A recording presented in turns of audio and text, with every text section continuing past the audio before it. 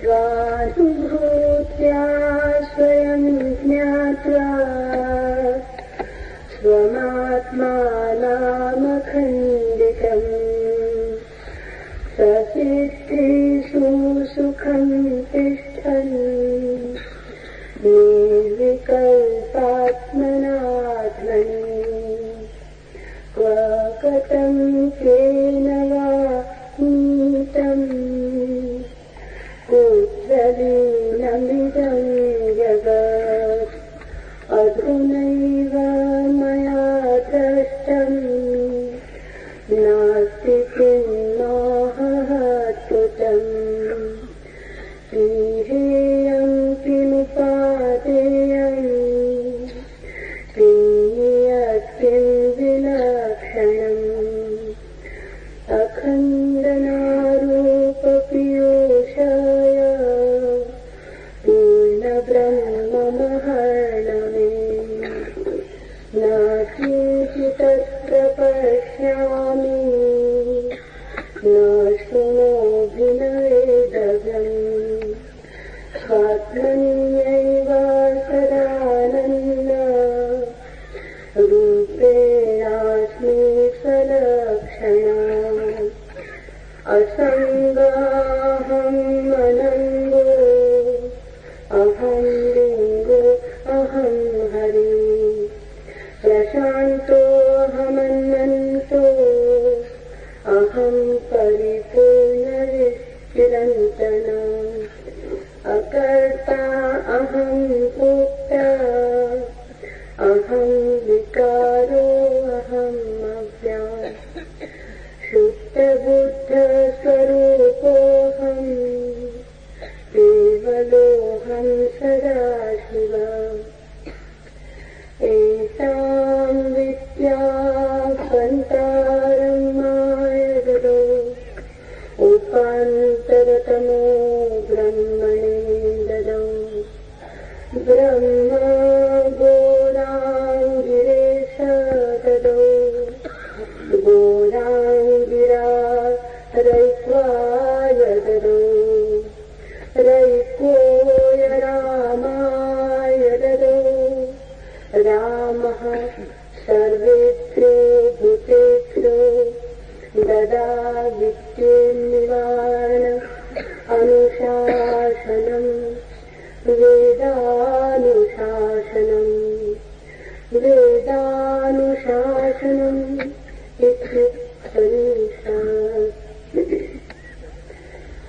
गुरु के इस उपदेश को सुनकर शिष्य ज्ञानी बन गया और कहने लगा, जगत को मैंने अभी देखा था, वो कहाँ गया, किसने उसे ले लिया और वो किसमें लय हो गया।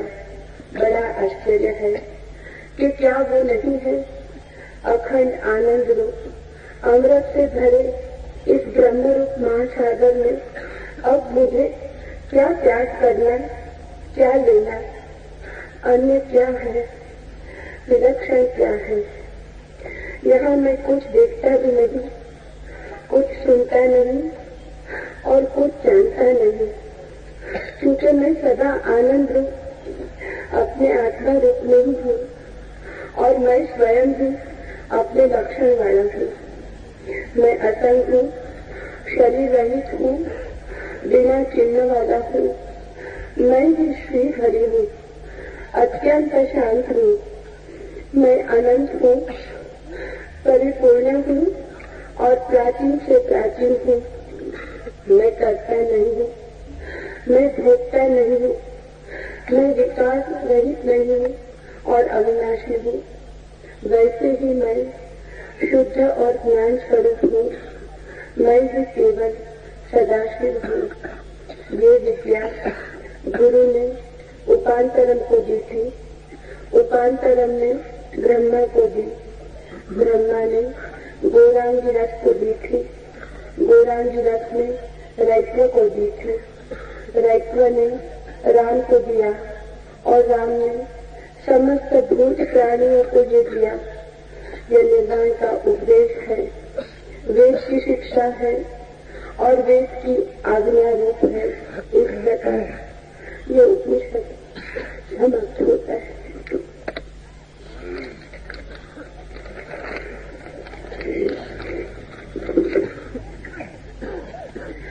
By listening to these above teachings, the disciple attains knowledge, and he exclaims, "Whither has that word I have just now gone?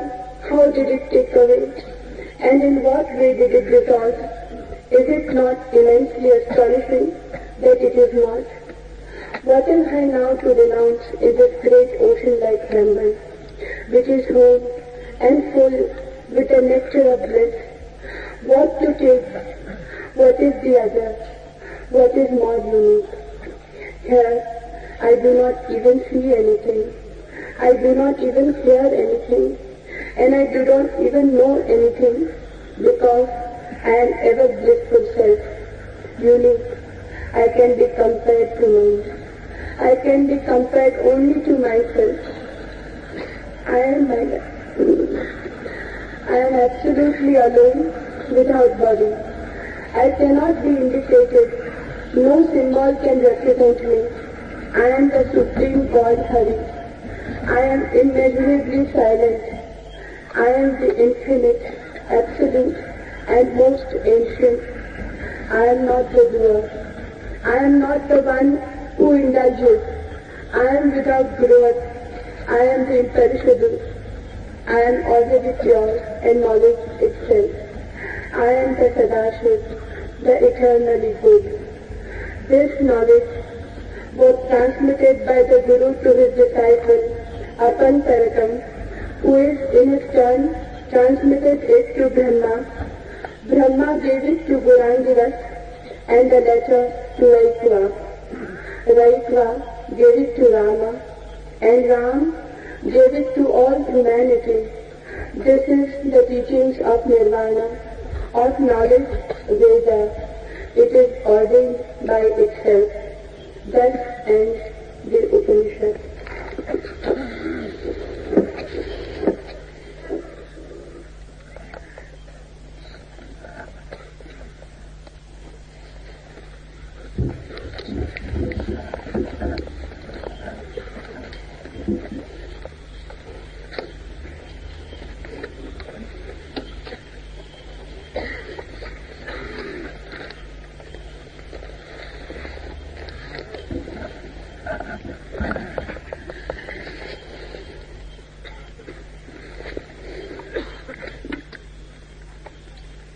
भरोसा न हो ऐसी कठिन है बात। कठिन ही नहीं, हमें तो असंभव ही मालूम होगी,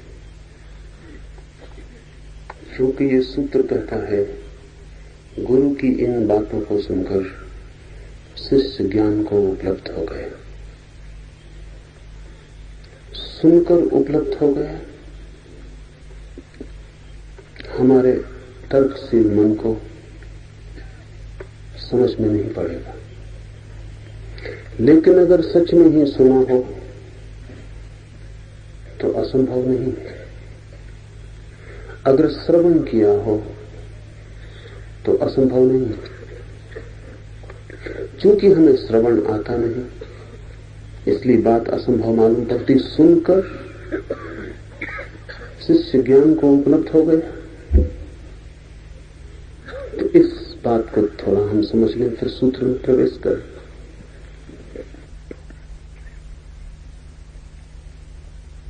जिस युग में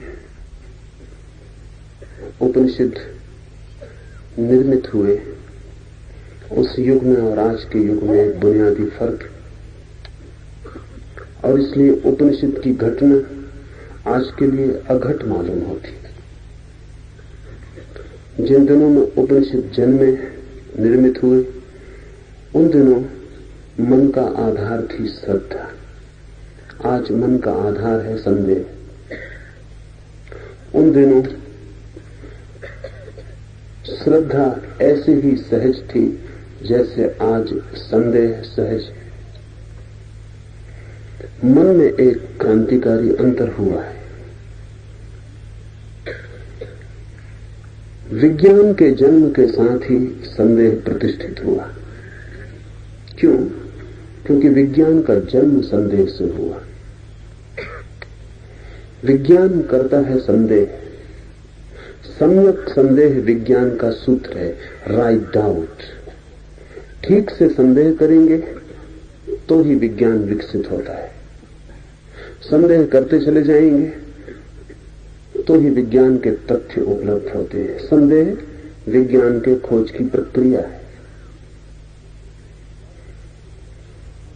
और जब विज्ञान प्रतिष्ठित होने लगा और जब विज्ञान की खोजें आदमी के उपयोग में आने लगी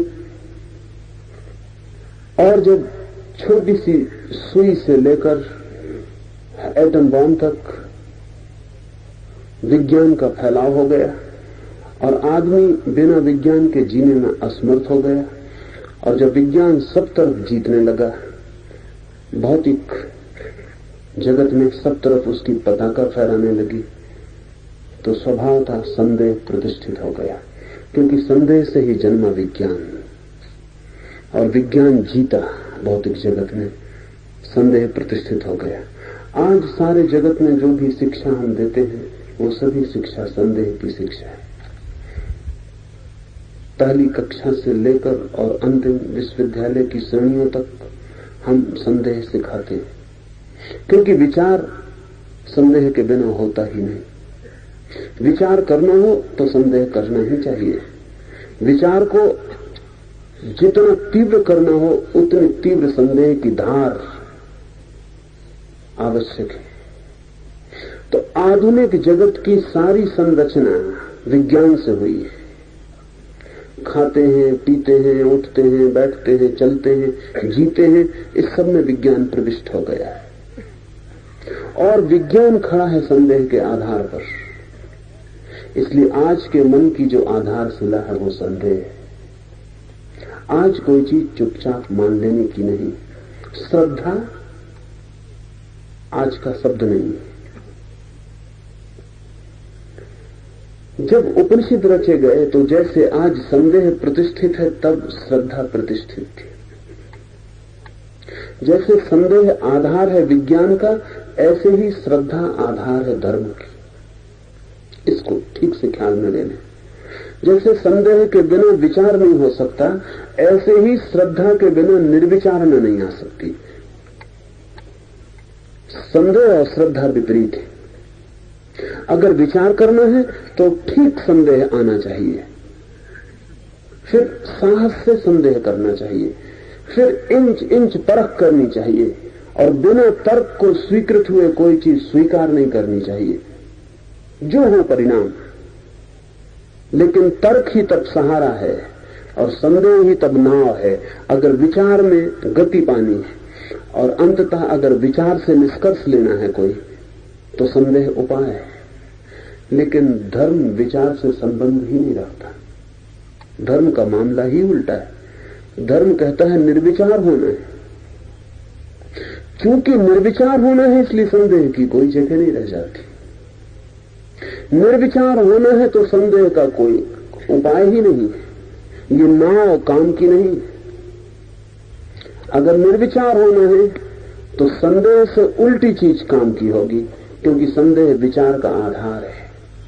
श्रद्धा है संदेह से विपरीत। स्वीकार, मान लेना, ट्रस्ट, भरोसा। ये दोनों नावें हैं, इनकी यात्रा अलग अलग है। किसी को वैज्ञानिक बनना हो तो श्रद्धा से नहीं बन सकता, और किसी को धार्मिक बनना हो तो श्रद्धा के बिना नहीं बन सकता।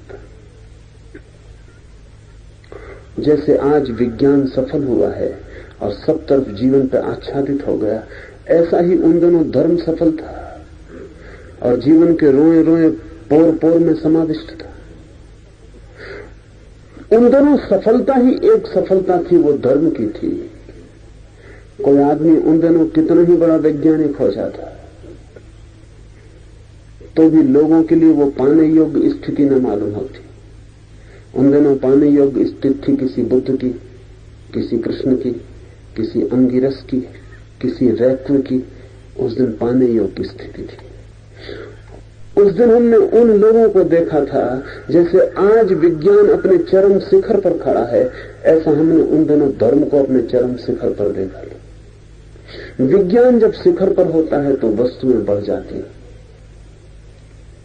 यंत्र बढ़ जाते हैं, कुशलता बढ़ जाती है, भोग के साधन बढ़ जाते हैं। धर्म जब सफल होता है तो चैतन्य बढ़ता है, आत्मा बढ़ती है, त्याग के अनूठे रहस्य उपलब्ध हो जाते हैं। विज्ञान बढ़ता है तो बहिरी यात्रा बढ़ती है, धर्म बढ़ता है तो अंतर यात्रा बढ़ती है। वे बिल्कुल विपरीत है, उनकी दिशाएं प्रतिकूल है। तो उस दिन हमने देखे थे धर्म के दीप स्तंभ, और उन दीप स्तंभों के ही आधार पर सारे मनुष्य का चित्त निर्मित हुआ था। विद्यालय था, विद्यापीठ थी, गुरुकुल था, वे सभी श्रद्धा सिखा रहे थे। तो श्रद्धा हमारे खून में थी। स्वीकार कर लेना सहज था, अस्वीकार कर लेना बड़ा उल्टा काम था। अस्वीकार करने के लिए बड़ी चेष्टा करनी पड़ती किसी को, स्वीकार करने के लिए कोई चेष्टा नहीं करनी पड़ती थी। आज उल्टी है बात, आज अस्वीकार करने के लिए कोई चेष्टा नहीं करनी पड़ती, वो हमारा सहज रुख है। स्वीकार करने के लिए अथक चेष्टा करनी पड़ती, और तब भी भीतर कोई न कोई कहता चला जाता है कि पता नहीं ठीक हो कि न ठीक हो, कि पता नहीं धोखा हो, प्रवंचना हो, कि पता नहीं क्योंकि मैंने तो जाना नहीं है, दूसरे किसी ने जाना है, कहां तक सच होगा। विज्ञान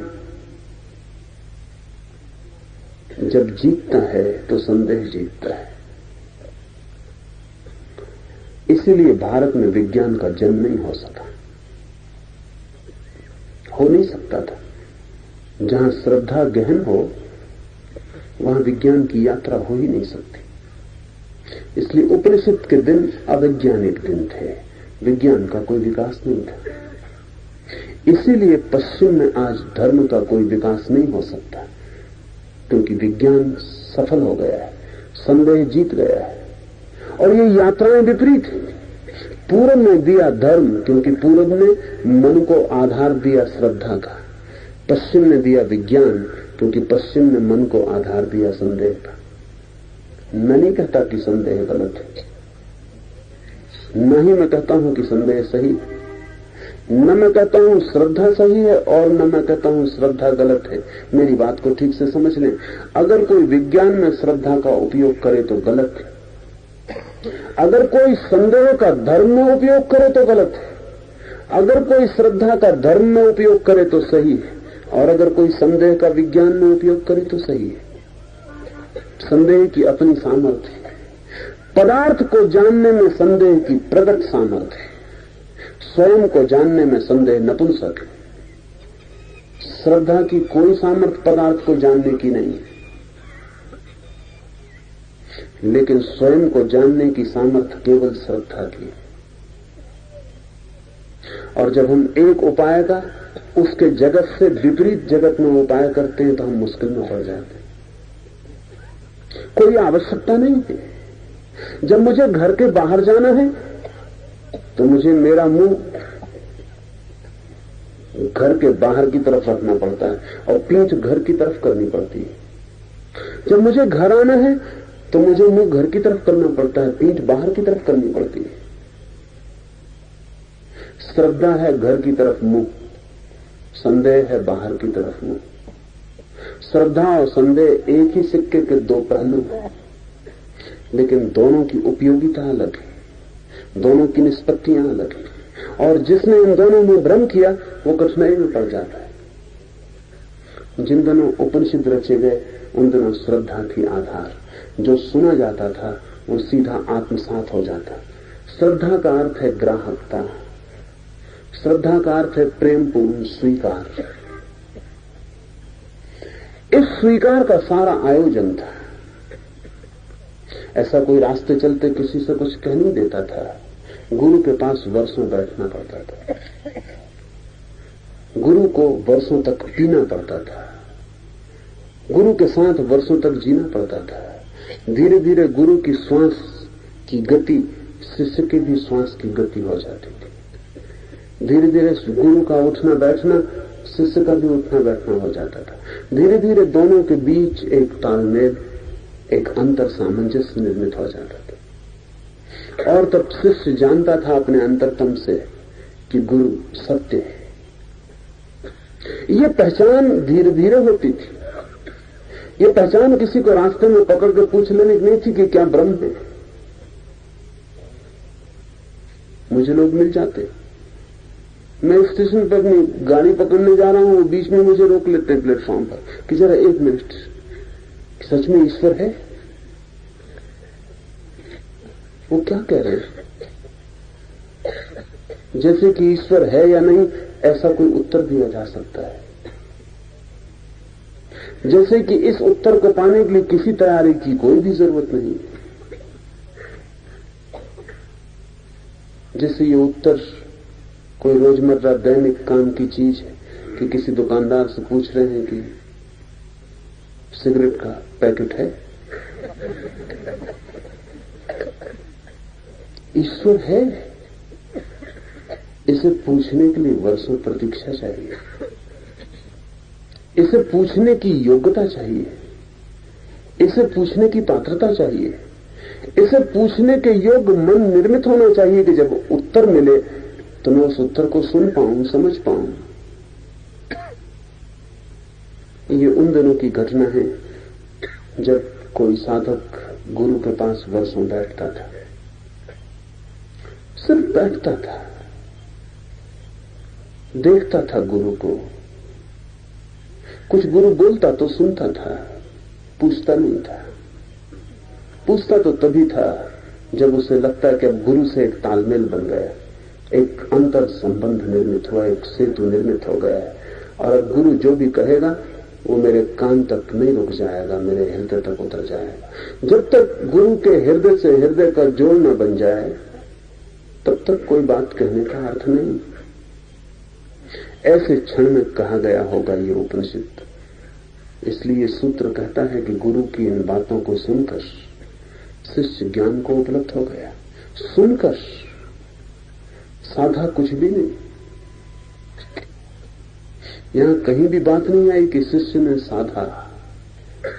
सुनकर, सुनना भी साधना हो सकती है, साथ होना भी साधना हो सकती है, आंतरिकता साधना हो सकती है।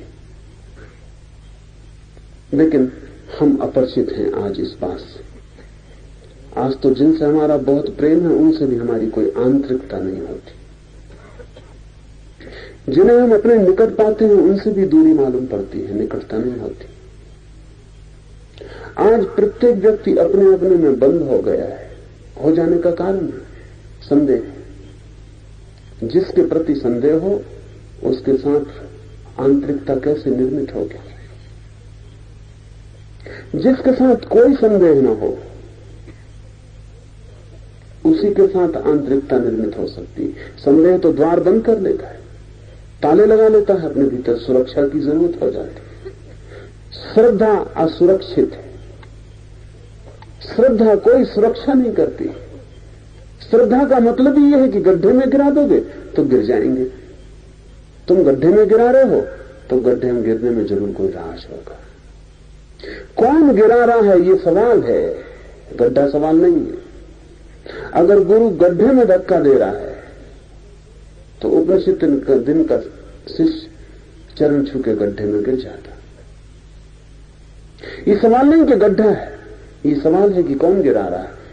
जिसे इतना चाहा, जिसकी इतनी आंतरिकता जिससे बनी, वो अगर गड्ढे में गिरा रहा है तो गड्ढे में कोई हित होगा, कोई कल्याण होगा। ये भाव है श्रद्धा। इस भाव से जब कोई चीज सुनी जाती है तो अंतरतम तक उतर जाती है और फिर साधना की कोई जरूरत नहीं रह जाती। साधना वस्तुतः श्रद्धा की कमी को पूरा करने का उपाय है। वो जो श्रद्धा नहीं है उसकी जो जगह खाली है उसे साधना से पूरा करना पड़ता है, वो सब्स्टिट्यूट है, नहीं तो कोई जरूरत नहीं। क्योंकि उपनिषद की दृष्टि ही यही है कि जिसे पाना है वो तो भीतर मौजूद है, साधने का कोई सवाल नहीं है, कोई प्रयत्न आवश्यक नहीं, कोई प्रयास की जरूरत नहीं, क्योंकि जिसे पाना है वो है ही मौजूद, सिर्फ उसकी तरफ आंख उठानी। अगर श्रद्धा हो प्रगाढ़ और तैयारी हो उस अज्ञात में आंख उठाने की गुरु के इशारे पर, तो बात पूरी हो जाएगी। मारपा ने कहा है, तिब्बत के एक अद्भुत फकीर ने, कि मैंने कभी कुछ साधा नहीं,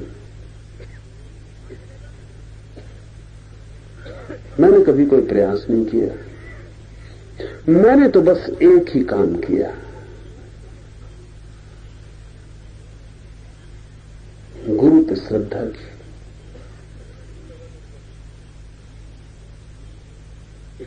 बड़ी मजेदार घटना है मारपा की। मारपा जब गुरु के पास आया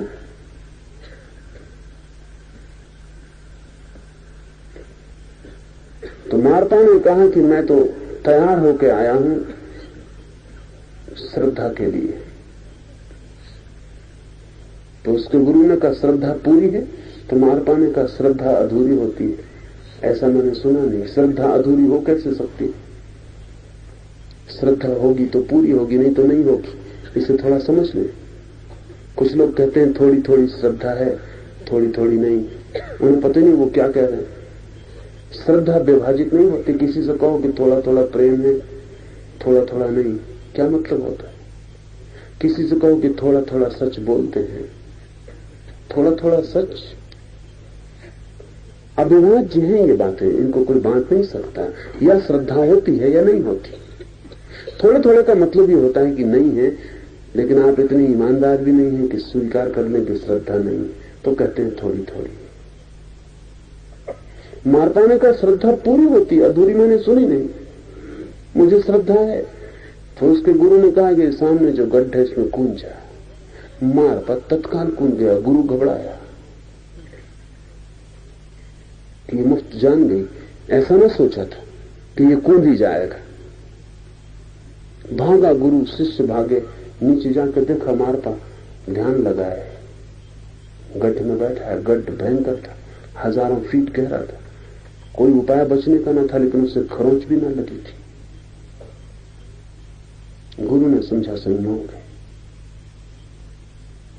फिर और परीक्षा करनी पड़ेगी। घर में आग लगी थी, गांव भर गांव घर की तरफ दौड़ रहा था। मारपा को लेकर गुरु भी गया और उसने कहा कि इस आग में प्रवेश कर जा। मारपा आग में प्रवेश कर गया, अंदर चला गया, ध्यान लगा के भीतर बैठ गया। सारा घर जल के राख हो गया। गुरु और उनके सारे शिष्यों ने समझा कि मर गया बेचारा, अब कोई उपाय नहीं। जब राख हो गया तब लोग अंदर घुसे, वो राख के बीच में बैठा था, उसे जरा सी भी खरोंच, आग की जरा सी भी खरोंच नहीं पहुंची थी। तो गुरु ने कहा कि तेरे पास क्या तरकीब है, कौन सा तेरे पास शक्ति है जो तू ये काम कर रहा है? उसने कहा शक्ति सिर्फ आप पे श्रद्धा।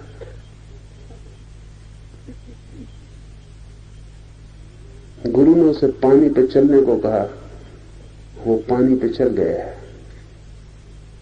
तब तो गुरु ने सोचा कि जब मेरे नाम से मारपा ऐसे चमत्कार कर रहा है तो मैं क्या नहीं कर सकता। लेकिन गुरु चला और पानी में डूब गया।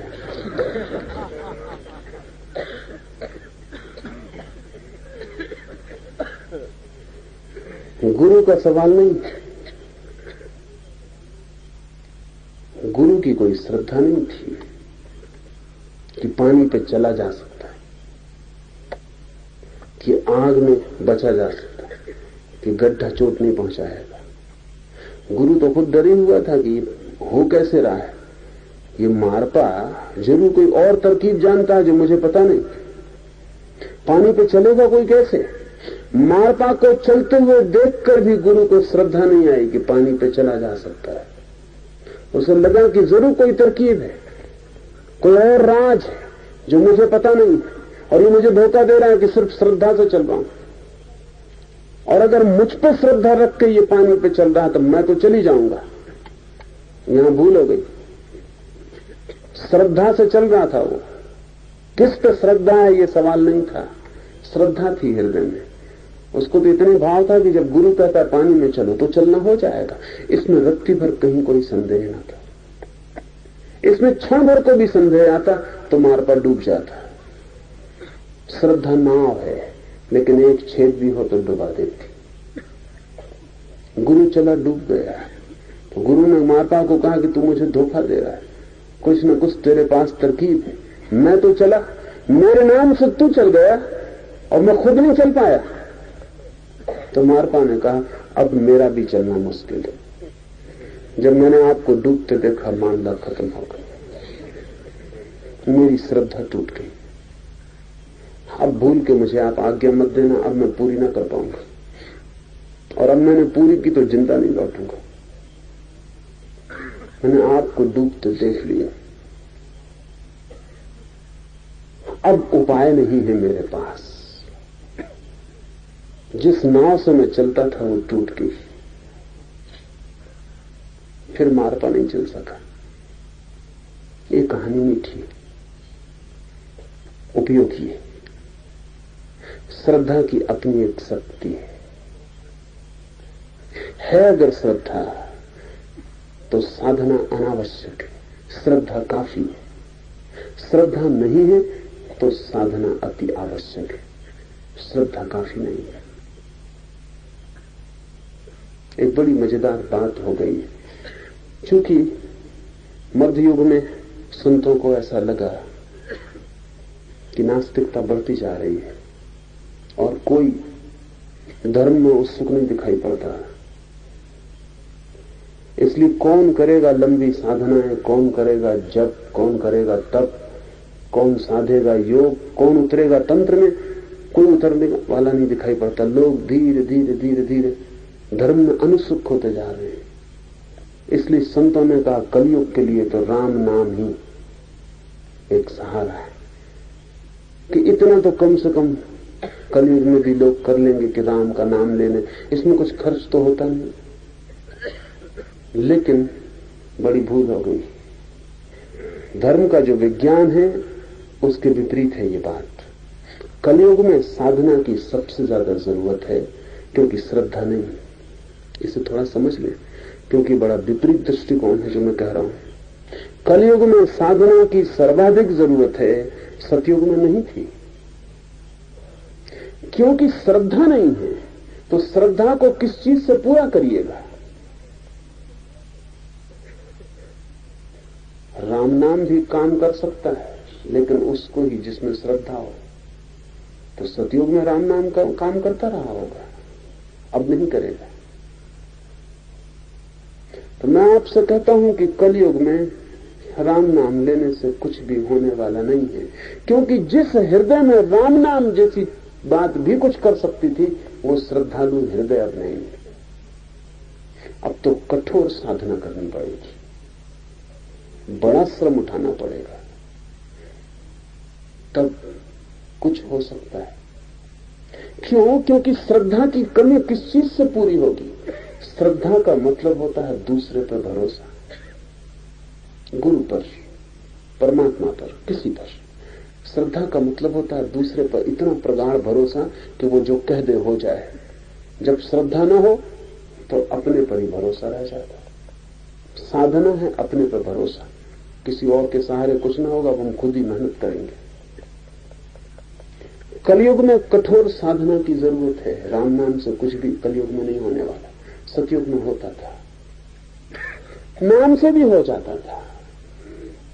बहाने थे, कोई भी काम कर जाता था, आदमी तो तैयार ही था, भाव उसका गहरा था। जरा सी चिंगारी, बारूद तैयार थी, आग लग जाती थी भीतर। अब वो श्रद्धा की बारूद ही नहीं है कि राम की जरा सी चिंगारी भी भीतर पड़ जाए तो आग लग जाए। अब तो भीतर पानी भरा हुआ है संदेह का। चिंगारी क्या, बड़े से बड़ा बम भी फेंको वो भीतर ठंडा हो जाता, वो वहां पड़ता है अंदर पानी में, शांत होकर बैठ जाता।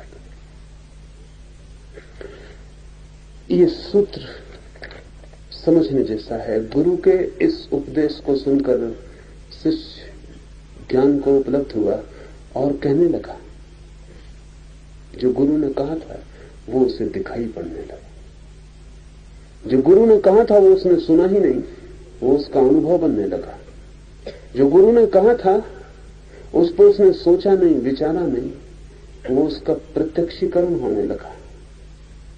कहने लगा, जगत को मैंने अभी अभी देखा था, कहां गया? सुनी ये बात कि जगत मिथ्या है, सुनी ये बात कि सौंदर्य अपना ही प्रक्षेपण, सुनी ये बात कि आकर्षण सब अपने ही सपने। अगर सच में सुना तो तत्काल लगेगा कि वो जो सपने में देख रहा था अब तक वो कहां गए, वो टूट जाएंगे। सपना तो जानते ही टूट जाता है, जैसे जाना कि सपना है कि टूटा। जैसे कोई कह दे कि ये सपना है तो टूट जाएगा। गुरु ने कहा कि सपना है सारा जगत। आपने भी सुना सपना है सारा जगत, आपने कहा होगा, हो सकता है, कौन जाने। और कैसे माने कि जगत सपना है? जगत इतना साफ स्पष्ट चारों तरफ मौजूद है। ये बात कुछ जचती नहीं कि जगत सपना है। जचती भी हो तो हम इसे अपने मन को जचाना नहीं चाहते, क्योंकि सपनों में हमारा बड़ा इन्वेस्टमेंट है। सपनों में बड़ी संपदा लगा बैठे, सपनों में ही सारा सुख है हमारा। अगर सपना है सारा जगत तो हमारे सारे सुखों का क्या होगा? और हमने जो जो पूंजी लगा रखी है जीवन भर उनमें कि कभी पूरे होंगे, वो नियोजित पूंजी का क्या होगा? वो सब व्यर्थ चली जाएगी। जगत में हमारा बड़ा इन्वेस्टमेंट है, हमने बहुत कुछ न्यस्त किया है जगत में। तो एकदम से कोई कह दे सपना, ऐसा समझे कि सपने में आप सम्राट हो गए और बड़ा मजा ले रहे हैं, स्वर्ण के सिंहासन पर बैठे, हीरे मोतों की वर्षा हो रही, और तभी आपकी पत्नी हिलाने लगे और कहेगी क्या सपना देख रहे? तो आप कहेंगे चुप भी रहे, शांत रहे, सब गड़बड़ किए दे रही।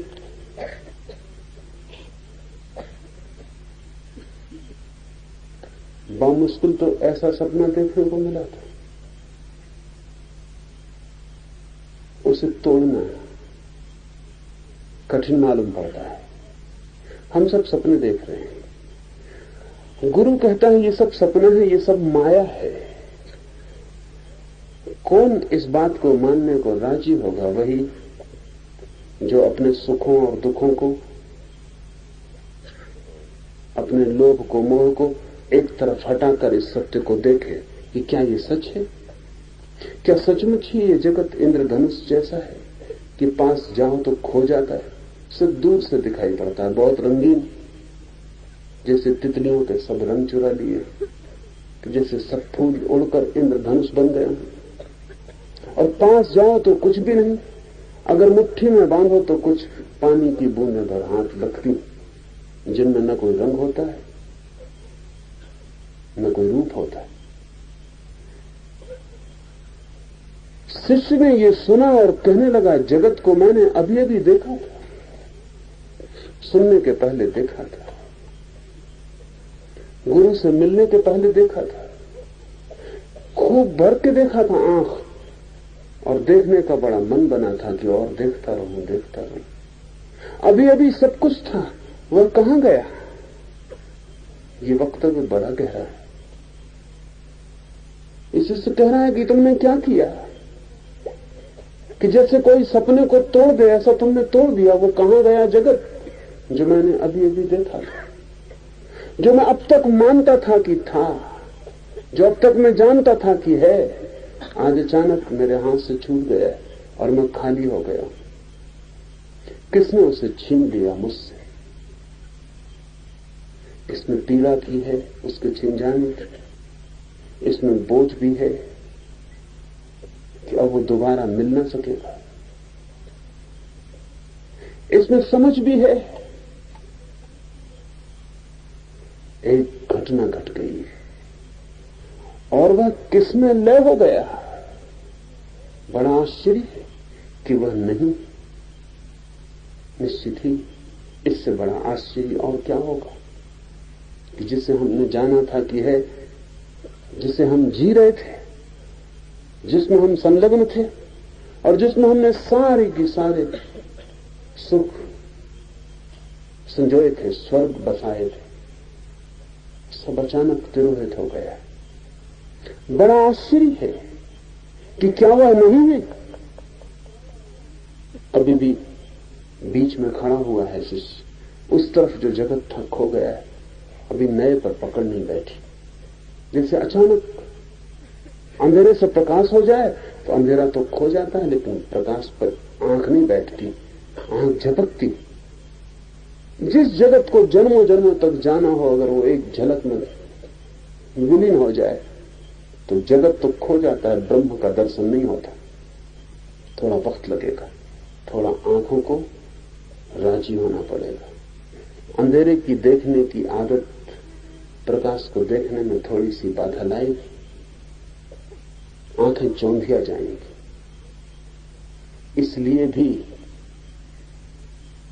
इसलिए भी साधना का एक उपयोग है कि धीरे धीरे प्रकाश हो, ताकि आंखें चौंधिया न जाएं। सत्य अगर सीधा सीधा सामने आ जाए, आप अंधे हो जाएंगे। अंधे इसलिए हो जाएंगे कि उसे देखने की क्षमता आंख को जुटानी पड़ती है। आंख जैसी है वैसी उसे देख नहीं सकती, आंख टूट जाएगी।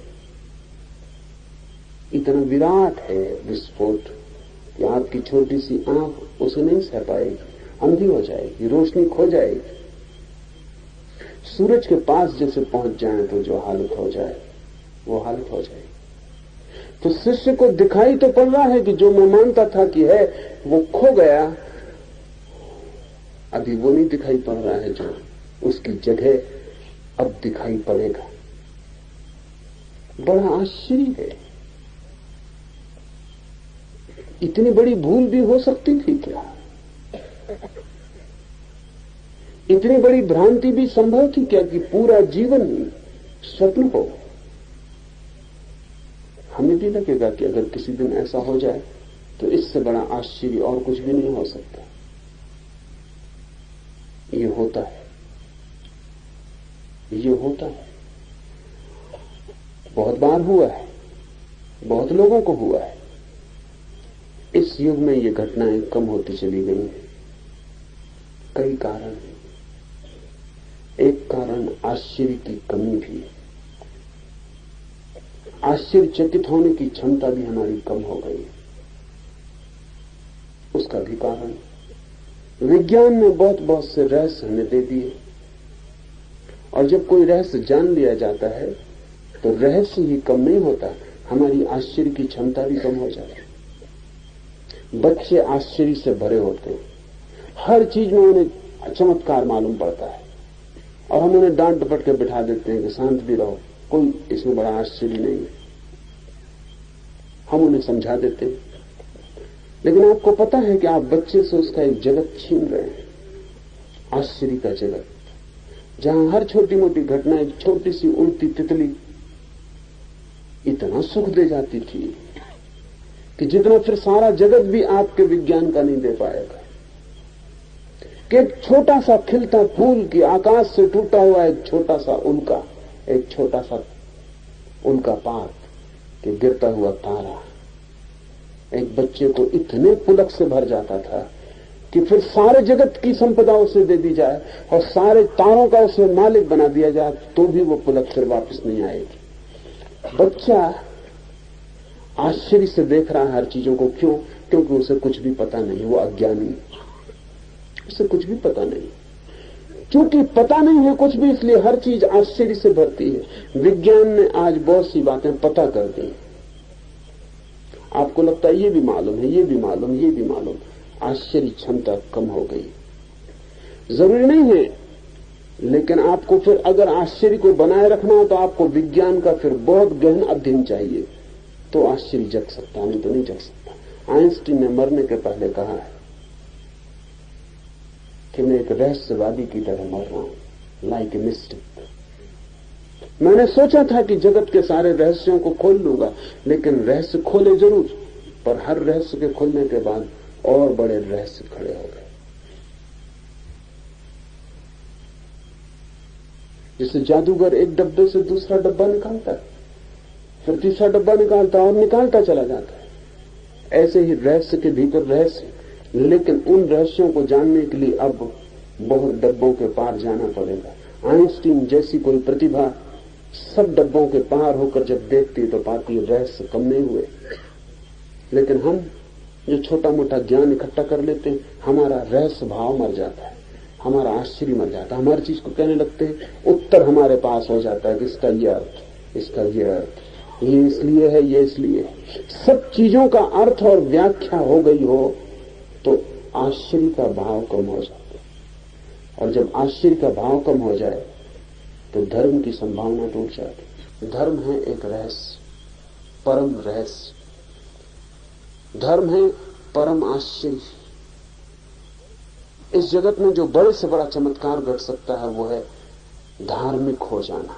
क्यों?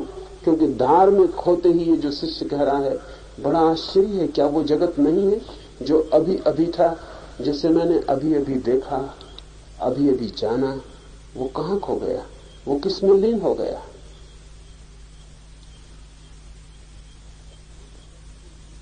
लेकिन तत्क्षण दूसरी पंक्ति आप देखते,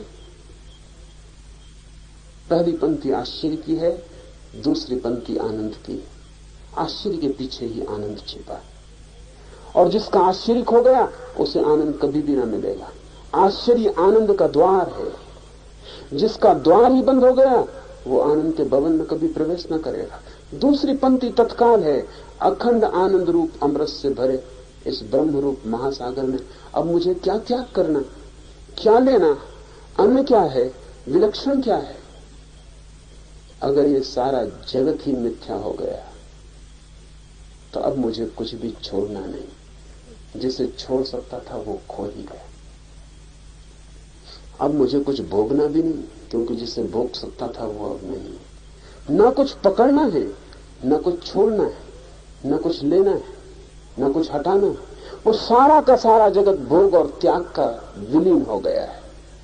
इस सूत्र को थोड़ा ख्याल में ले लें। जब जगत विलीन होता है तो ये मत सोचना कि भोग ही विलीन होता है, त्याग भी विलीन हो जाता है।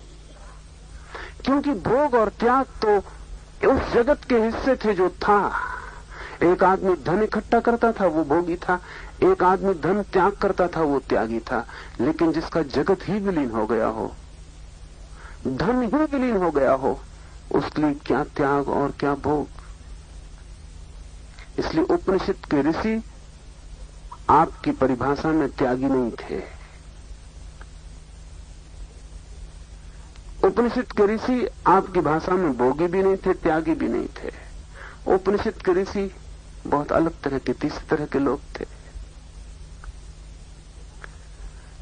जो आज हमारे मन में ख्याल है त्यागी का, वो भोगी के विपरीत है। ये जिन उपनिषद के ऋषियों ने ये बातें कही हैं वो कोई नग्न खड़े हुए सब छोड़कर भाग गए लोग नहीं थे। वे कोई भटकते हुए सन्यासी नहीं थे। वे न त्यागी थे न भोगी थे। वे अति सामान्य और सरल लोग थे, बच्चों की तरह जी रहे थे। और उनके लिए वो सारा जगत जहां त्याग और भोग घटता है, दोनों विलीन हो गए थे। उन दोनों का कोई मूल्य न रहा था, दोनों का।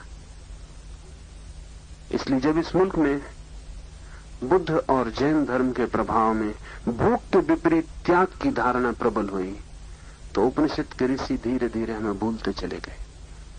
क्योंकि वो एक अलग ही तरह के लोग थे। उनको हम भोगी नहीं कह सकते, क्योंकि वो कभी इकट्ठा करने के लिए उत्सुक न थे। उन्हें हम त्यागी भी नहीं कह सकते, क्योंकि वो छोड़ने के लिए भी आतुर नहीं थे। उन्हें कोई दे जाता तो वो ले भी लेते थे, और उनसे कोई ले जाता तो वे उसका पीछा करने भी जाने वाले नहीं थे। एक घटना आपसे कहूं, उससे ख्याल आए, कबीर का लड़का था कमाल, कबीर त्यागी थे। कमाल उपनिषद के ऋषियों जैसा था। तो कबीर के शिष्यों ने कबीर को कहा कि ये कमाल को यहां से अलग कर दो, क्योंकि कोई इसको रुपए पैसे, आपको कोई रुपए पैसे भेंट करता है तो आप कहते हैं नहीं, कोई जरूरत नहीं, इस मिट्टी का हम क्या करेंगे। वही कमाल बाहर बैठा रहता है, वो लोग जो आपको देने आते हैं और आप नहीं लेते, कमाल को दे देते हैं, कमाल कहता है खुश रहो, रख लेता है। तो ये अड़चन है। ये लड़का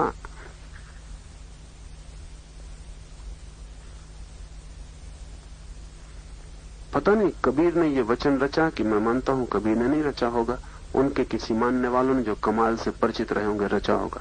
रचा है वचन, उपजा वंश कबीर का, उपजा बूढ़ा वंश कबीर का, उपजा पूत कमाल। सारा वंश खराब कर दिया कबीर का इसने। एक कमाल जो पूत पैदा हो गए, सपूत सब खराब कर दिया। तो कबीर ने कमाल को कहा कि ये लोग ऐसा सोचते हैं, तेरा क्या ख्याल। कमाल ने कहा तो हम यहां न रह के दूसरे झोपड़े में रहने लगते। कमाल दूसरे झोपड़े में चला गया। काशी के नरेश को खबर मिली। काशी के नरेश को ऐसा नहीं लगता था कि कमाल भोगी है, त्यागी नहीं है, ये तो जाहिर था। भोगी है ऐसा नरेश को शक नहीं था। फिर उसने कहा फिर भी जांच कर लेनी चाहिए। तो नरेश एक बहुमूल्य हीरा लेकर आया और उसने कमाल को भेंट किया। तो कमाल ने कहा कि अरे क्या पत्थर भेंट करने लाए, न खा सकते न पी सकते। तो सम्राट ने सोचा कि लोग तो मुझसे कहते हैं कि वो कुछ भी दो तो रख लेता है, और मैं हीरा लाया हूं, लाखों का है, और वो कहता क्या पत्थर ले आए। तो बात लोगों की ठीक नहीं जचती। तो सम्राट सोच के कि कमाल नहीं लेता है, उठा के वापस रखने लगा। तो कमाल ने कहा अरे बड़े पागल हो, एक तो पत्थर का बोझ यहां तक ढोया, अब क्या वापस भी ले जाओ, रख दो। तब तो सम्राट को बड़ा शक हो गया कि आदमी तो कुछ गड़बड़। देखिए हमारा मन कैसा है। तर्कयुक्त तो यही है जो कमाल ने किया कि जब पत्थर ही है तो यहां तक ढोया, ये मुसीबत झेली, अब वापस ढोगे, छोड़ भी दो। पहली बात सम्राट को जची थी। भोगी को त्याग की बात हमेशा जचती। दूसरी बात बिल्कुल नहीं जची और लगा कि ये संदिग्ध मामला है। फिर भी उसने कहा कहां रख दूं। तो कमाल ने कहा पूछते हो कहां रख दूं तो मतलब तुम इसे पत्थर नहीं मानते, ले ही जाओ। कहां रखने का क्या सवाल है, पत्थर ही है, पड़ा रहने दो। फिर सम्राट जांचने के लिए कहा कि अच्छा झोपड़ा था सनोलियों का, उसमें खोस दिया हीरे को, कहा यहां रखे जाता हूं। कमाल ने कहा तुम्हारी मर्जी, बाकी पत्थर का इतना क्यों हिसाब रखते हो। महीने भर बाद सम्राट वापस लौटा। उसे पक्का था कि वो दूसरे दिन ही हीरा बिक गया होगा या छिपा दिया गया होगा। महीने भर बाद आया, कमाल से पूछने लगा कि हीरा रख गया था महीने भर पहले। कमाल ने कहा कि मैंने तभी कहा था पत्थर है, अब तो मुझे झंझट में डालोगे। कहां रख गए थे तुम, पता नहीं कोई ले गया हो। सम्राट ने कहा कि ये होशियारी की बातें कर रहा है, पता नहीं कोई ले गया हो या पता नहीं वहां हो भी, तुम देख लो। पर सम्राट हैरान हुआ, हीरा वहीं खुसा था, वहीं सनोलियों में हीरा दबा था। उपनिषद के ऋषि ऐसे लोग थे।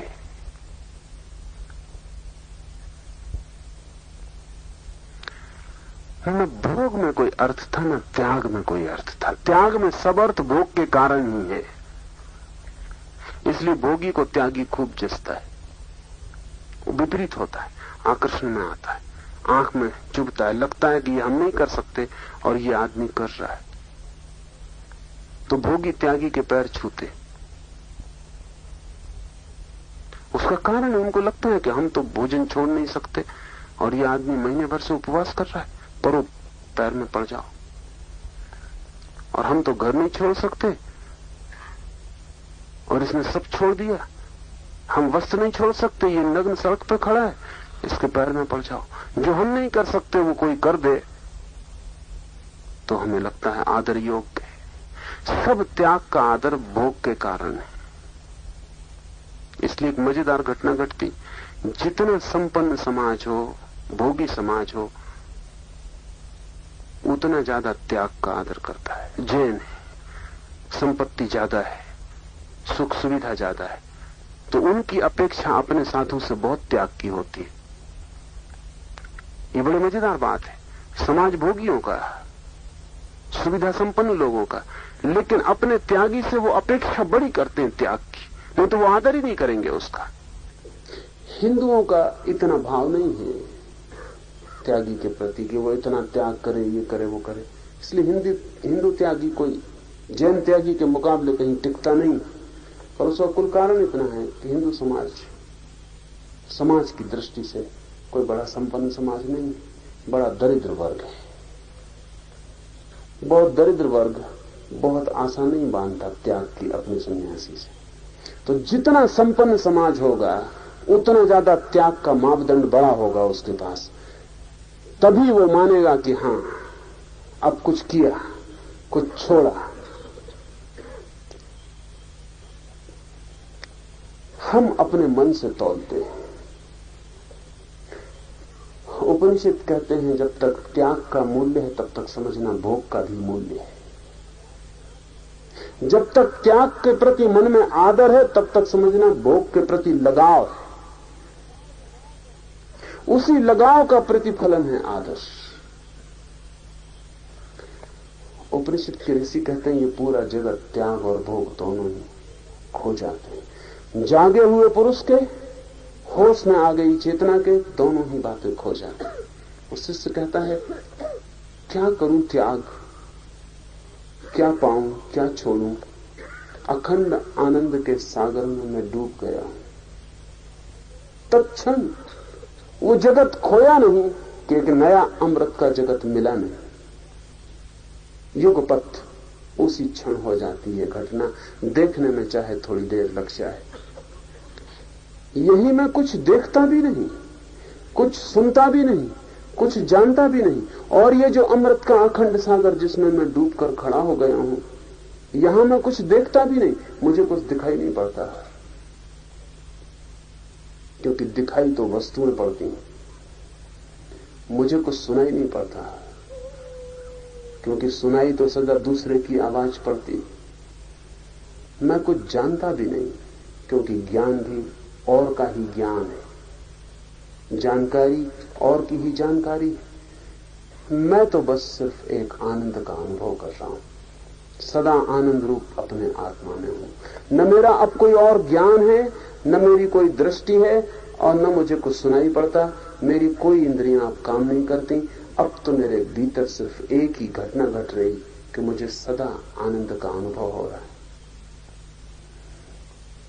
और ये जो मेरे भीतर आज मुझे अनुभव में आ रहा है, ये विलक्षण, अद्वितीय, कोई उपमा नहीं जिससे मैं इसे समझाऊं, कोई प्रतीक नहीं जिससे मैं इसकी व्याख्या करूं। मैं स्वयं ही अपने लक्षण वाला हूं। मैं असंग हूं, शरीर रहित हूं, बिना चिन्ह वाला हूं। मैं ही श्री हरि हूं, अत्यंत शांत हूं। मैं अनंत हूं, परिपूर्ण हूं और प्राचीन से प्राचीन। ये अनुभव हो रहा है उसे। संसार खोते ही ये अनुभव होने शुरू हो जाते हैं। स्वप्न टूटते ही ये सत्य की प्रतीत होनी शुरू हो जाती है। असंग हूं मैं, शरीर रहित हूं, चिन्ह नहीं मेरा कोई। मैं ही श्री हरि हूं, मैं ही भगवान हूं, मैं ही राम हूं, मैं ही कृष्ण हूं। अत्यंत हूं शांत, अनंत हूं, परिपूर्ण हूं, प्राचीन से प्राचीन हूं। मैं करता नहीं, भोगता नहीं, विकास रहित, अविनाशी हूं। वैसे ही मैं शुद्ध रूप, ज्ञान स्वरूप, केवल हूं, सदाशिव हूं। ये घोषणा शिष्य की। गुरु ने ये कहा था, समझाया था कि ऐसा है। इसे शिष्य दो तरह से ले सकता था। इसे बौद्धिक ज्ञान बना लेता और कहता कि ठीक, मैं भी राजी हूं, आप जो कहते हैं मेरी बुद्धि की समझ में आता है, तब ये उपनिषद व्यर्थ हो गया होता। लेकिन शिष्य का ये अनुभव बन गया, उसने कहा जो आप कहते हैं वो मुझे भी दिखाई पड़ रहा है, उसे मैं भी अनुभव कर रहा हूं। और शिष्य घोषणा करता है, मैं ही हरि हूं, मैं ही प्राचीन से प्राचीन, मैं ही सदाशिव हूं। यह विद्या गुरु ने अपांतरम को दी। गुरु का नाम नहीं, पहले खोजी का नाम नहीं, किसने पहले इसे जाना कुछ पता नहीं। ये मजे की बात है और समझ लेने की है, क्योंकि अध्यात्म कोई नई बात नहीं। अध्यात्म है प्राचीन से प्राचीन, सनातन। जब से मनुष्य रहा है तब से अध्यात्म रहा है। हम ऐसे किसी युग की कल्पना नहीं कर सकते जब अध्यात्म ना रहा हो। हम ऐसे युग की कल्पना तो कर सकते हैं जब विज्ञान नहीं था। हम ऐसे युग की कल्पना कर सकते हैं जब कला नहीं थी, हजार चीजें नहीं थी। पर ऐसे युग की हम कल्पना नहीं कर सकते जब आदमी रहा हो और अध्यात्म में ना रहा हो, क्योंकि अध्यात्म की प्यास ही आदमी का मौलिक लक्षण है। विज्ञान ना हो तो भी आदमी आदमी हो सकता है, धन ना हो तो भी आदमी आदमी हो सकता है, शिक्षा ना हो तो भी आदमी आदमी हो सकता है। अशिक्षित आदमी भी आदमी है और अवैज्ञानिक समाज का आदमी भी आदमी है। लेकिन अध्यात्म ना हो तो आदमी आदमी नहीं होता, पशु हो जाता है। अध्यात्म ही आदमी का लक्षण है। अरस्तु ने कहा है मनुष्य की परिभाषा में कि man is a rational animal, बुद्धिमान प्राणी। वो बात उतनी सही नहीं, क्योंकि बुद्धिहीन मनुष्य को भी मनुष्य तो कहना ही पड़ेगा। बुद्धि बिल्कुल ना हो तो भी मनुष्य तो कहना ही पड़ेगा। वो कोई लक्षण नहीं। मैकियावेली ने कहा man is a political animal. आदमी जो है वो एक राजनीतिक जानवर है। आजकल के आदमी को देखें तो उसकी बात सही लगती है, एकदम राजनीतिक जानवर है। राजनीति खाता, राजनीति पीता, सुबह से अखबार, रात तक वही चर्चा, राजनीति ही जीवन मालूम पड़ती। लेकिन वो भी आदमी का लक्षण नहीं है, क्योंकि अभी खोजें हुई हैं और पता चला कि बंदरों में भी काफी राजनीति चलती, जंगली जानवरों में भी काफी राजनीति चलती। और जैसे देशों में राष्ट्रपति होते, प्रधानमंत्री होते, फिर उनका कैबिनेट होता, ऐसे बंदरों के ग्रोह में भी प्रधान होता, प्रधानमंत्री होते, उनका कैबिनेट होता। राजनीति में और बंदरों में बहुत अंतर नहीं है। आदमियों में भी जिनके मन में बहुत ज्यादा बंदरपन है वही राजनीति में उत्सुक होते।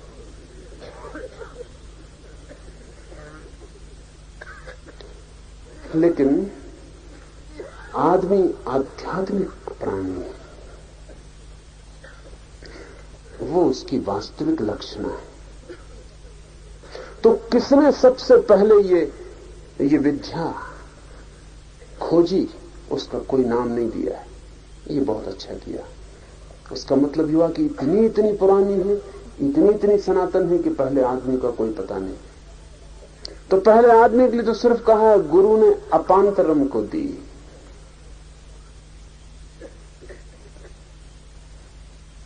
अपांतरम भी बड़ा अद्भुत शब्द है।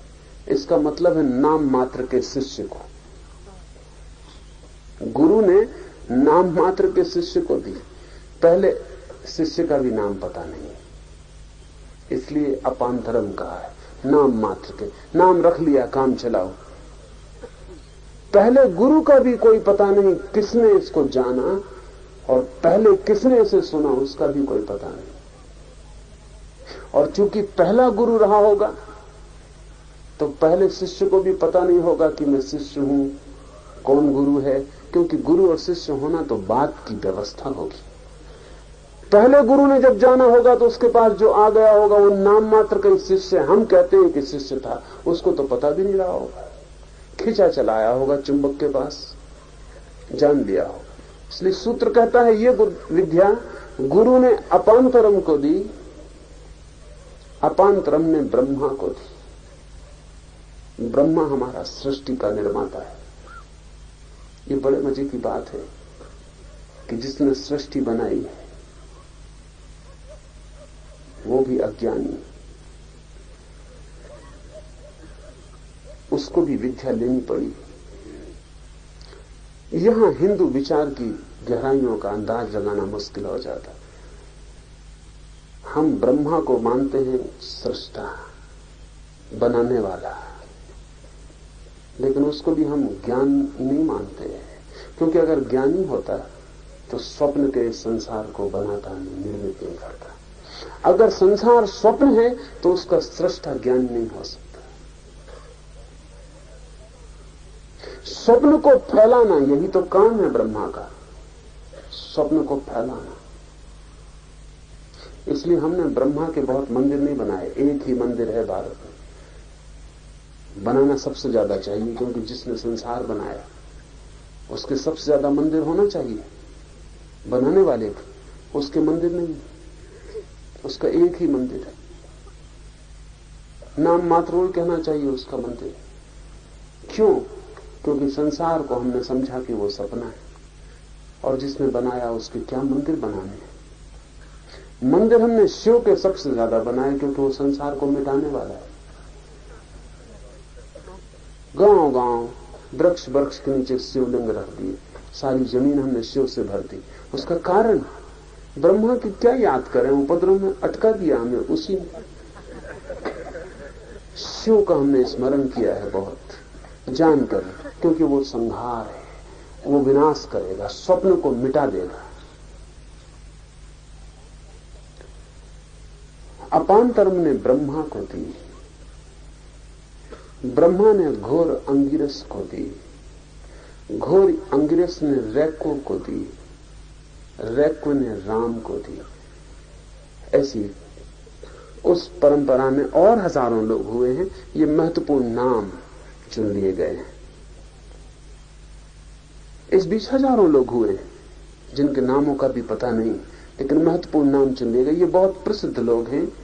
घोरी अंगिरस उस जमाने का, उपनिषद के जमाने का बड़े से बड़ा ज्ञाता पुरुष है। उसने रैको को दी। रैको भी एक बहुत अद्भुत ऋषि है। रैको ने राम को दी, और राम ने समस्त भूत प्राणियों को दी। राम के द्वारा ये बोध विराट हुआ, बहुत लोगों तक पहुंचा। उसके पहले ये एजोटेरिक थी, उसके पहले ये गुप्त विद्या थी, और कोई गुरु किसी शिष्य को चुपचाप देता था। राम ने इसे समस्त प्राणियों के लिए खुला कर दिया। राम के हाथों में आके ये विद्या गुप्त न रही, प्रकट हो गई। राम ने इसे समस्त भूत प्राणियों को दिया। यह निर्वाण का उपदेश है। निर्वाण का उपदेश का अर्थ होता है ये मिटने का उपदेश है। जैसे दिया बुझ जाए, ऐसा खुद को बुझा लेने का उपदेश है। लेकिन खुद को जो बुझाता है वही उस परम सत्ता को पाता है, जिसे बुझाने का कोई उपाय नहीं। जो बुझ सकता है मेरे भीतर वो मेरा अहंकार है, जो नहीं बुझ सकता वही मेरे भीतर ब्रह्म है। तो जो बुझ सकता है उसे बुझा दो, ताकि जो नहीं बुझ सकता उसका अनुभव हो सके। यही वेद की शिक्षा है। समस्त वेद का यही सार है, और वेद का यही अनुशासन है। इस प्रकार यह उपनिषद समाप्त होता है। यह उपनिषद बड़े अनूठे ढंग से समाप्त होता है। गुरु के उपदेश से समाप्त नहीं होता, शिष्य की उपलब्धि से समाप्त होता है। गुरु ने क्या कहा इस पर ही समाप्त नहीं होता। शिष्य को क्या हो गया इस पर समाप्त होता है। और जब तक कोई शिक्षा हो न जाए जीवन, तब तक उसका कोई भी मूल्य नहीं। जब तक कोई शिक्षा जीवंत न हो सके, तब तक मन का विलास है। उपनिषद मन का विलास नहीं, जीवन का रूपांतरण है। गुरु ने अपांतरम को दी, अपांतरम ने ब्रह्मा को दी, ब्रह्मा ने घोरी अंगिरस को दी, घोरी अंगिरस ने रैक को दी, रैक ने राम को दी, राम ने समस्त भूत प्राणियों को दी। और हमने पुनः इस अद्भुत चिंतन, दर्शन, साधन की पद्धति को फिर से अपने भीतर जगाने की कोशिश की, फिर से थोड़ी लौ को उकसाया। यहां से जाने के बाद उस लौ को उकसाते रहना। कभी ऐसी घड़ी जरूर आ जाएगी कि आप भी कह सकेंगे, अभी अभी देखा था उस जगत को, वो कहां गया? क्या वो नहीं है? और जिस दिन आपको भी ऐसा अनुभव होगा, उस दिन आप भी कह सकेंगे, मैं हरि हूं, मैं सदाशिव हूं, अनंत हूं, आनंद हूं, मैं ब्रह्म हूं। और जब तक ये आपके भीतर न हो जाए, तब तक कैसा ये निर्वाण का उपदेश, कैसा ये वेद का सार। और तब तक ये उपनिषद यहां तो समाप्त हो गया, लेकिन आपके लिए समाप्त नहीं हुआ है। एक दिन ऐसा है कि आप भी कह सकें कि उपनिषद की शिक्षा मेरे लिए भी समाप्त हो गई। मैं वहां पहुंच गया जहां उपनिषद पहुंचाना चाहते हैं।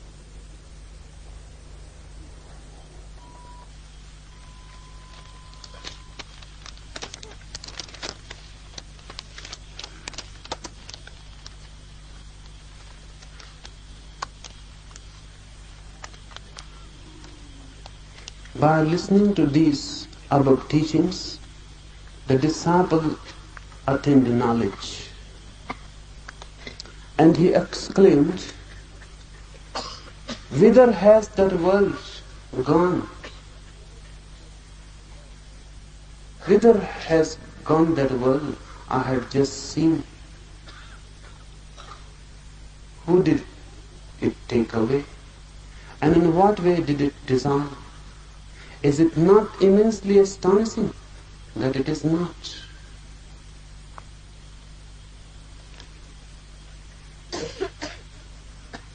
This is a very unique happening. The teacher was talking that this world is just a dream, and unless this dream ceases, the world of reality, the world of truth cannot be attained. Cease dreaming and enter the world of reality. He was teaching, and you would have never imagined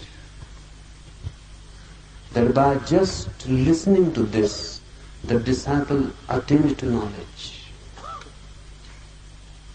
How it can happen? It is not happening to us. We have heard it also. It has not happened to us. Why? And why this could happen to that disciple? What is the difference? You are listening, but that listening is not a Shravan. You are listening, but that listening is not total. You are listening, but you go on standing outside. Only the mechanical part of your ears listens it. Or at the most, the mechanical part of your mind thinks about it. But the heart remains untouched. You go on protecting your heart from the teaching. You are afraid. If this teaching goes deep in your heart, you will not be the same again. And then you will be thrown into insecurity. And then you will be thrown into the unknown. And everyone is afraid of the unknown. That fear becomes a barrier. Unless you are ready to go into the unknown, to move into the uncharted, to move in the world you do not know anything, insecurity will be there. You will be vulnerable. Danger will be there. Even death. Unless you are ready to take a jump into the unknown, this teaching cannot become a deep happening for you. But to this disciple it happened. He heard it. He must have heard it through his heart. He must have heard it through his total being. He must have become one while the teaching was being delivered. The teacher and the taught must have felt a deep communion. The teacher must have gone deep into the disciple's heart through his teaching. The disciple was ready and receptive. He never doubts. He simply believes. There is no question. The whole Upanishad is without a question. There is no question. No questioning at all. The disciple remains completely silent in the whole discourse. Only in the end, suddenly we become aware that there was a disciple present. The teacher was talking. The teacher was giving his message. But we were never aware that a disciple is there. Suddenly we become aware in this last part of the Upanishad, when the disciple says, "Whither has gone that world I had just seen? Where is that world? When I came to you, there was a world around me. Now I look, and there is no world to be found. Where it has gone?" It is immensely astonishing. You were teaching to me that the world is not, and now I see that it is not. What has happened to the disciple? Now he is looking from a new standpoint. Now he is looking from a deeper center. Now he is looking really from his being. When you look from your being, the world of becoming disappears like a dream. That's how I started this commentary on the Upanishad. We live on the circumference, then the world is real. When we move towards the center, the world becomes more and more unreal. When you stand on your center, when you are centered in yourself, the world completely disappears. What have I now to renounce in this great ocean like Brahma, which is whole and full with the nectar of bliss? What to take? What is the other? What is more unique? The disciple is just shocked. What has happened to the world? When for the first time one explodes into that realm of divine, the first thing is a shock. The world disappears. And when the world disappears, suddenly you cannot face You cannot see the other world that arises. The curtain falls, the barriers fall, but your mind has been always attuned to this world of ignorance, of dream. When this dissolves, suddenly you cannot become aware of the other world that is now before you. Your eyes will need a new attunement. Your consciousness will need a new way of looking. You will need now a new dimension, a new opening in you. Only then you will feel that the world has disappeared, but a new existence has come up and has appeared. Here I do not even see anything. I do not even hear anything. And I do not even know anything. All old knowledge has become futile. All old ways of seeing have become futile. All the senses have become futile because they were meaningful only when the world was there. But the world of senses has disappeared. Senses have become useless. I cannot see. I cannot hear. I do not know, because all the knowledge was concerned with the world. Whatsoever you know is concerned with the world. If the world disappears, what will be the difference between a learned man and one who is ignorant? What will be the difference? No difference. If the world disappears, then the learned will be just like any ignorant man. Because your all learning is concerned with the world. So the disciple says, I do not even know anything. Only this much I know, I am ever the blissful self, unique. I can be compared to none. I can be compared only to myself. I am like myself. Only this much I know. The knowledge of a Mahavir, the knowledge of a Buddha or a Jesus or a Krishna is not the knowledge of a learned man. They do not know anything about the world. They know only about their own self. Mahavir has said that if you can know your own self, you have known all. And if you know everything except yourself, you know nothing. They know about their own central force, energy, life. They know about their own inner being, and they do not know anything about the world, because the whole world has disappeared. I know only one thing, that I am the ever blissful self. When you know about the world, you know many, many anxieties. You know anguish. You know tensions. You know misery. When you know many things about the world, the misery goes on growing with your knowledge.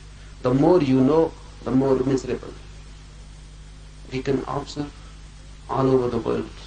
Now for the first time, we have gathered great knowledge.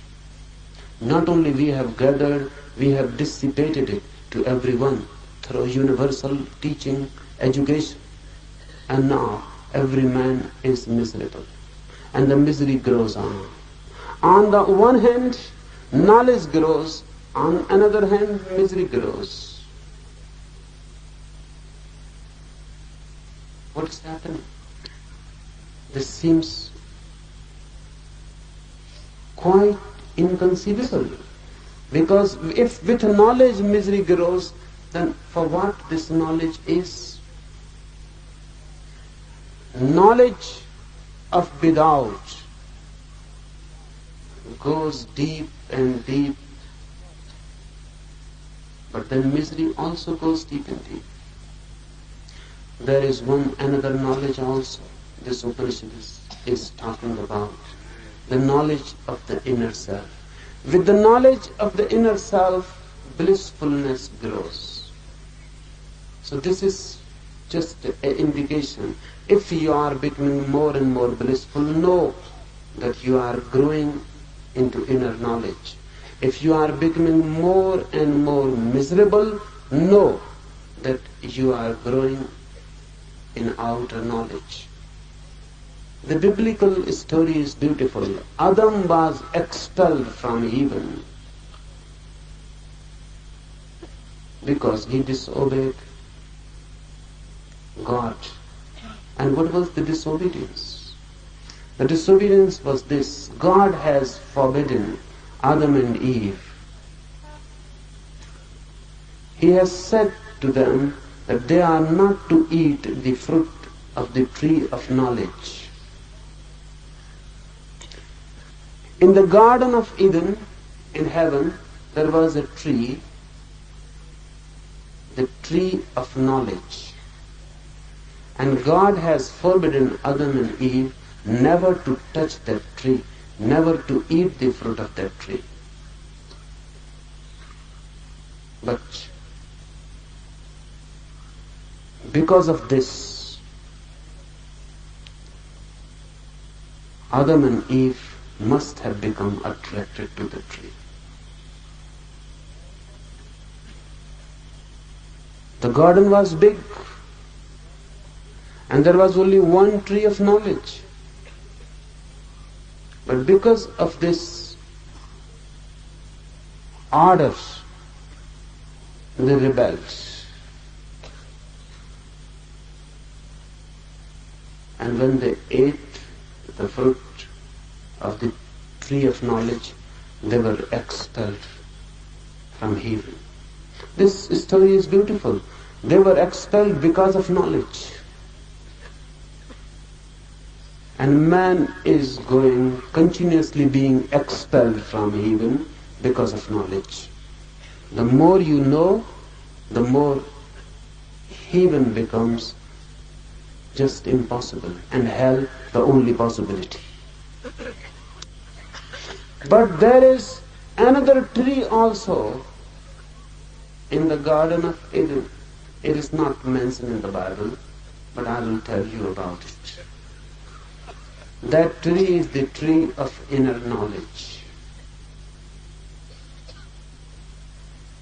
And unless you eat the fruit of that tree, you can never enter again in that heaven. There are two types of knowledges: knowledge of things and knowledge of self. Devil tempted Adam and Eve to eat the fruit of the forbidden tree of knowledge, and Upanishads tempt you to eat the fruit of the other tree of knowledge. Unless you enter in yourself and eat the fruit of inner knowledge, you cannot be redeemed, you cannot be liberated, you cannot become free, and you can never be blissful. I am absolutely alone, without body. I cannot be indicated. No symbol can represent me. I am the Supreme God, Hari. I am immeasurably silent. I am the infinite, absolute, and the most ancient. I am not the doer. I am not the one who indulges. I am without growth. I am imperishable. I am already pure and knowledge itself. I am the Sadasiva, the eternally good. The disciple says to his teacher his own experience now. The teacher was telling to the disciple his own experience. Disciple is not saying that I am convinced now whatsoever you say is true, or I am convinced a little bit and I will think later on more about it. nor that whatsoever you say must be true because you are a reliable man. No, he simply says his own experience. He has not even mentioned it that whatsoever you have taught me is true. No reference is made about the teaching at all. No reference. He simply says, no, this is my experience. I am the divine. I am Hari. I am Sadasiva. I am absolute infinite. He has attained to experience. This is not a conversion intellectual. It is a transformation. This knowledge was transmitted by the Guru to his disciple, Apantara, who in his turn transmitted it to Brahma. Brahma gave it to Ghor Angiras, and the latter to Rakva. Rakva gave it to Ram, and Rama gave it to all humanity. This is the teaching of Nirvana, of knowledge, of Veda.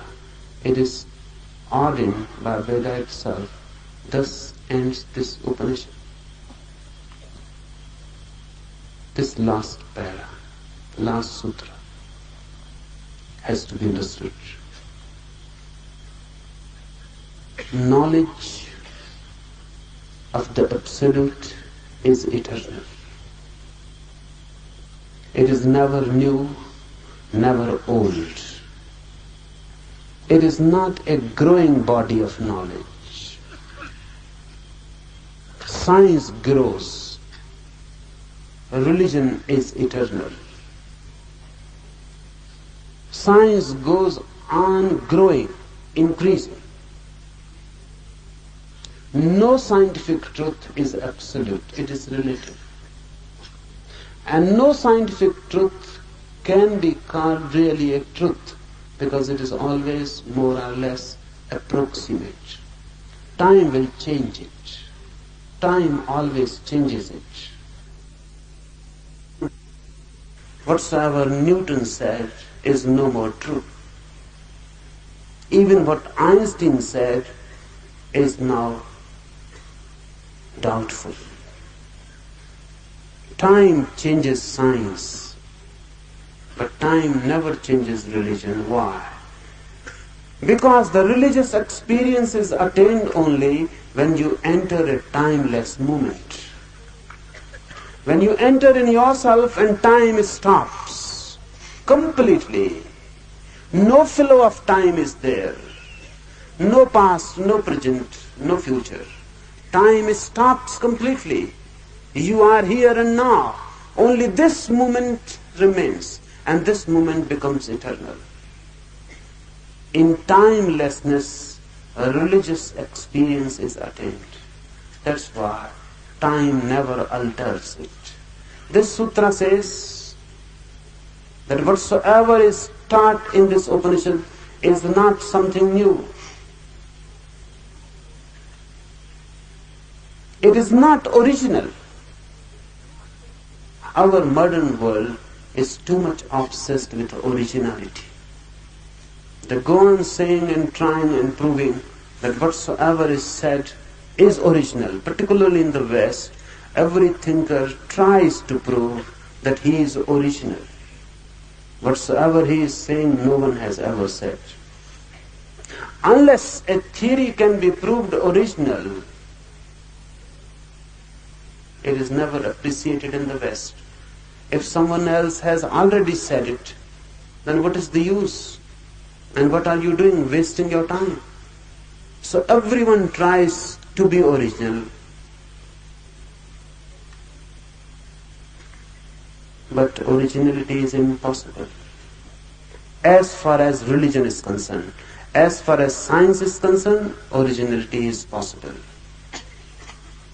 In science there are old truths dying, new truths being born. Science is relative, growing. But in religion there can be nothing original. In religion, everything is eternal. Whatsoever a Buddha says will be said always by anyone who becomes enlightened, who becomes a Buddha. Language may differ, terminology may be different, but the experience can never be different. So in old India, in the East, it was a tradition always. Whenever someone will say something, he will say, I am not the originator of it. I have also attained to it. But before me, it was given by A to B, by B to C, by C to D. It is an eternal message.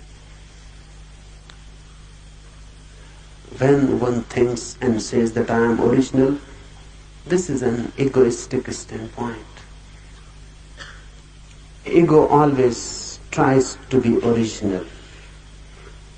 Only then it feels strengthened. But these teachings are not ego teachings, ego-oriented.